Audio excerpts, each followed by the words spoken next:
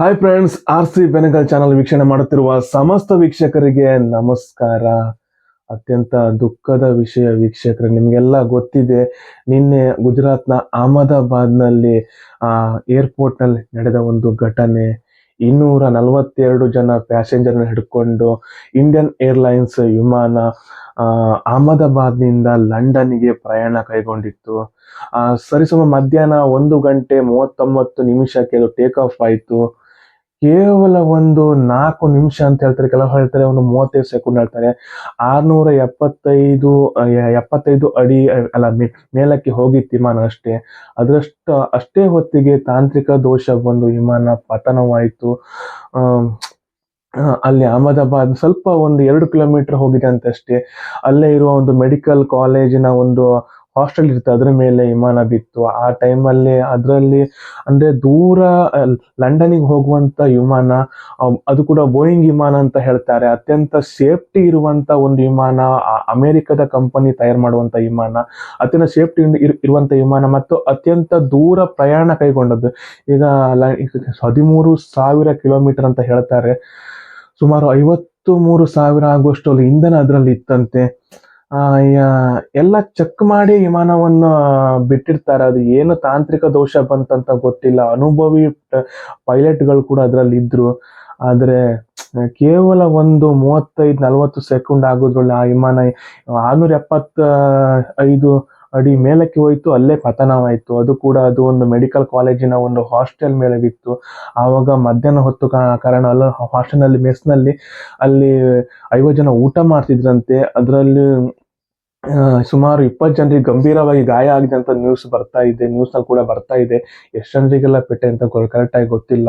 242 ಜನ ಪ್ಯಾಸೆಂಜರ್ಗಳು ವಿಮಾನದಲ್ಲಿ ಇದ್ರು. ಅದರಲ್ಲಿ 241 ಜನ ತೀರಿ ಹೋದಂತ ಹೇಳ್ತಾ ಇದ್ದಾರೆ. ಒಬ್ಬರು ರಮೇಶ್ ವಿಶ್ವಾಸ್ ಅಂತ ಒಬ್ರು ಬಚಾವ್ ಆಗಿದ್ರು.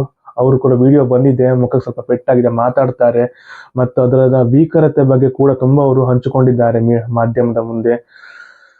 ಈ ತರದ ದುರ್ಘಟನೆಗಳು ಆಗಬಾರ್ದು ಅಂದ್ರೆ ಸಾಕಷ್ಟು ಒಂದು ಚೆಕ್ ಮಾಡಿ ಎಲ್ಲ ವಿಮಾನವನ್ನ ಬಿಡ್ತಾರೆ. ಏನು ತಾಂತ್ರಿಕ ದೋಷ ಆಯ್ತೋ ಗೊತ್ತಿಲ್ಲ, ನಮ್ಗೆ ಅದೇ ಗೊತ್ತಾಗ್ತಾ ಇಲ್ಲ. ಅಂದ್ರೆ ದೂರ ಪ್ರಯಾಣ ಕೈಗೊಳ್ಳೋದು ಇಂಡಿಯನ್ ಏರ್ಲೈನ್ಸ್, ಅದು ಕೂಡ ಬೋಯಿಂಗ್ ವಿಮಾನ ಅಂತ ಹೇಳಿದ್ರೆ ತುಂಬಾ ಸೇಫ್ಟಿ ಇರುವಂತ ವಿಮಾನ ಅಂತ ಹೇಳ್ತಾರೆ. ಈ ತರದ್ ಯಾವ್ದು ದುರ್ಘಟನೆಗಳು ಆಗೋದಿಲ್ಲ.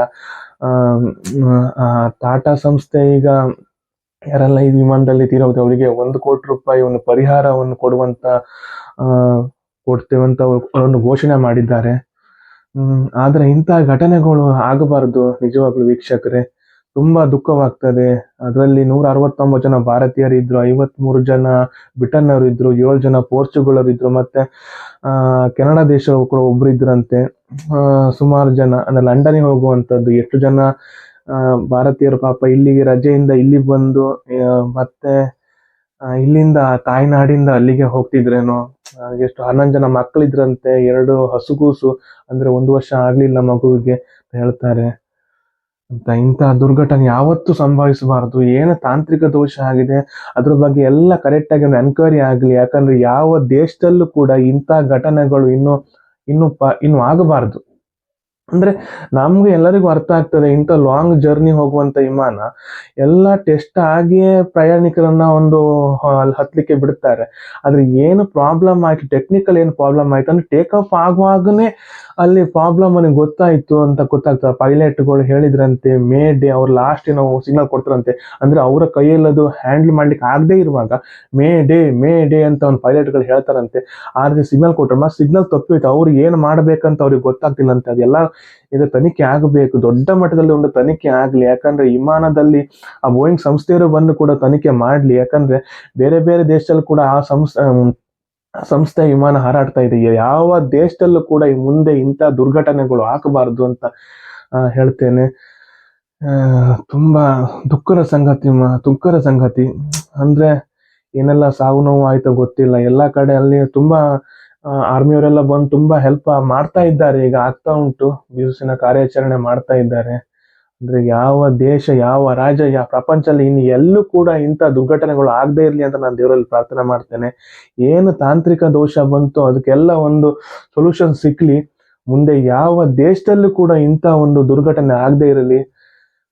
ದೇವರಲ್ಲಿ ಪ್ರಾರ್ಥನೆ ಮಾಡುವ ನಾವು ಕೂಡ, ನೀವೆಲ್ಲ ಕೂಡ ಪ್ರಾರ್ಥನೆ ಮಾಡಲಿ. ಮತ್ತೆ ಯಾರೆಲ್ಲ ತೀರಿ ಹೋಗಿದ್ದಾರೆ ನಿಜವಾಗ್ಲೂ ಅವರ ಕುಟುಂಬದವರಿಗಂತೂ ಪಾಪ ತುಂಬಾ ಕಷ್ಟ ಆಗ್ತದೆ ಮರ. ಆದ್ರೂ ನೋವು ಅವರಲ್ಲಿ ನಿವಾರಿಸುವ ಶಕ್ತಿ ಒಂದು ದೇವ್ರು ಅವ್ರಿಗೆ ಕೊಡ್ಲಿ ಅಂತ ಹೇಳ್ತೇನೆ. ಮತ್ತೆ ತುಂಬಾ ದುಃಖದ ವಿಷಯ ಮಾರ್ರೆ. ಅಂದ್ರೆ ಹೇಳಿದ್ರೆ ತುಂಬಾ ಬೇಜಾರಾಗ್ತದೆ. ಈ ತರ ಘಟನೆಗಳು ಇನ್ನು ಮುಂದೆ ಯಾವತ್ತೂ ಕೂಡ ಆಗುದು ಬೇಡ.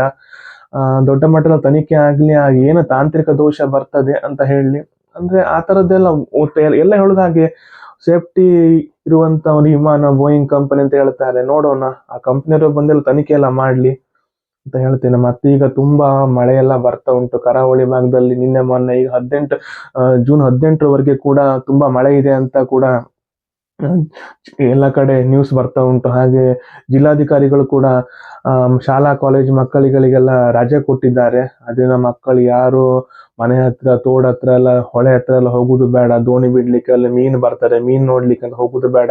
ಮನೆಯಲ್ಲೇ ಕೂತ್ಕೊಂಡು ನೀವು ಪಠ್ಯೇತರ ಚಟುವಟಿಕೆಯನ್ನ ಮಾಡಿ. ನಿಮ್ಮ ಸೇಫ್ಟಿಗೋಸ್ಕರ ಅವರು ರಜೆಯನ್ನು ಕೊಟ್ಟಿದ್ದಾರೆ. ಯಾರು ಕೂಡ ನೀರಿನ ಹತ್ರ ಎಲ್ಲ ಆಟ ಆಡ್ಲಿಕ್ಕೆಲ್ಲ ಹೋಗಬೇಡಿ ಅಂತ ಹೇಳ್ತಾ ನಾನು ಮಾತುಗಳನ್ನು ಮುಗಿಸ್ತಾ ಇದ್ದೀನಿ.